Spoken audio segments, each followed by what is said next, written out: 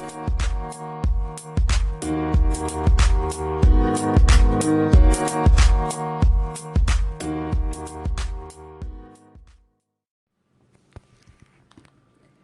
all heard the saying growing up, reach for the sky and you can achieve anything. Or hard work will pay off. But what about what happens in between that? And when I say what happens in between that, what about when life throws you a curveball? What do you do then? Hello and welcome to my podcast, where I'll be discussing my journey and my story dealing with a chronic illness called lupus. 1.5 million Americans have lupus, and at least 5 million people worldwide have a form of lupus. The best estimate based on available data from the CDC reports 16,000 new cases per year. That's right, 16,000 new cases per year of lupus. Lupus is the most underfunded, the most under-recognized chronic illness. Did you know that lupus is 2 to 3 times more prevalent among women of color, African Americans, Alaska Natives, Native Hawaiians, and other Pacific Islanders than among Caucasian women? Recent research from Wallace and Hahn 2013 suggests that lupus affects 1 in 537 young African American women. Won't you join me each and every Friday to hear my story along with others who are affected by lupus?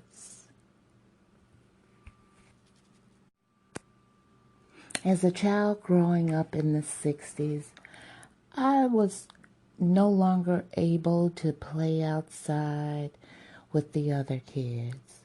For some strange reason, the sun would affect me. My mother didn't know what was going on. She just thought it was a heat rash until it got to a point where I would lay in bed in pain. She suggested to my father we need to take her to the doctor to see about her. I remember going to the doctor, and the doctor then did not understand what was going on. And that was based on the fact that the medical field back in the 60s was not that advanced like it is today. So, in turn, I had to stay inside, wait till the sun goes down, to play outside for an hour. See, my childhood was not normal to other kids' childhood. I would watch them out the window playing and wishing that I could go out and play.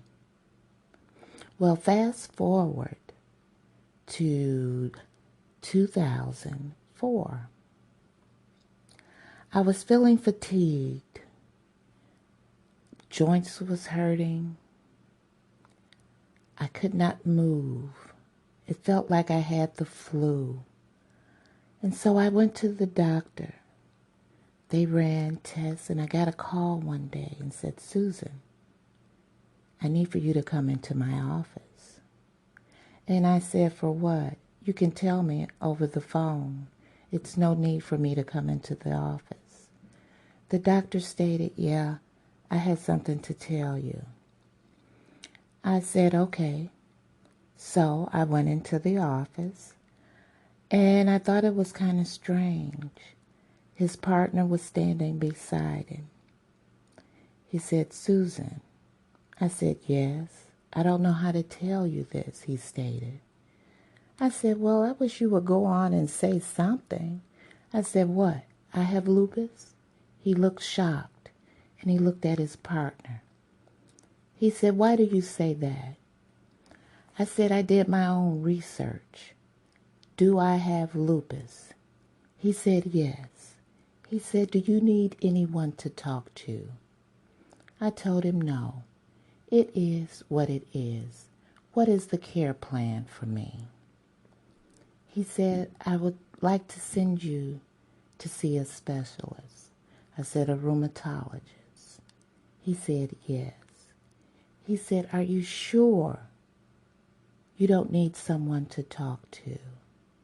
And in turn, I told the doctor, along with his partner, "I have lupus. I know that there is no cure. All I want to know is where do we go from here and how do we control the symptoms?" He said, "You're better off speaking to the rheumatologist about that." I said, "Fine." And I also turned around as I was walking out and told him, "I'm good. I don't need anyone to talk to." You see, the doctor that I was seeing then thought lupus as a death sentence for me. No, it's not a death sentence. Lupus is a battle that I fight every single day. So I made the appointment for the rheumatologist. I went. He prescribed prednisone and another medication called Plaquenil. Now we know, for those who don't know, I should say, prednisone is a steroid and Plaquenil is used mainly for malaria. I took the Plaquenil and the prednisone, and my body was still aching in pain. I could still hardly move. I didn't know what was going on, but somehow I made it throughout each and every day. So I noticed after a couple of months of taking these medications, my hair started to fall out. My hair was shoulder length, and I was wondering what was going on. So I started to save my hair. I put it in a sandwich bag and took it with me to my next appointment. In that appointment, I told the doctor for some reason my hair is falling out. And I showed him the bag. I said, "See, look." He stated to me, "Well, you haven't been on the prednisone or the Plaquenil long enough. I don't know what to tell you. I've done all that I could for you. And I don't know what to do." I thought to myself. I said, "Well, if you don't know what to do, I know that there's someone out there that does." I got up, I turned around and told him, "You don't have to do anything else for me. I won't be back here."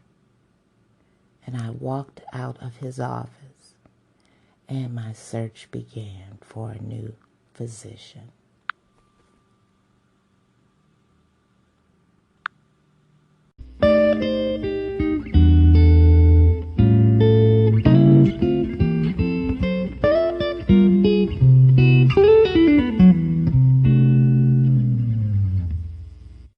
The podcast you just heard was made using Anchor. Ever thought about making your own podcast? Anchor makes it really easy for anyone to get started. It's a one-stop shop for recording, hosting, and distributing podcasts. Best of all, it's 100% free. Sign up now at anchor.fm/new. That's anchor.fm/new to get started.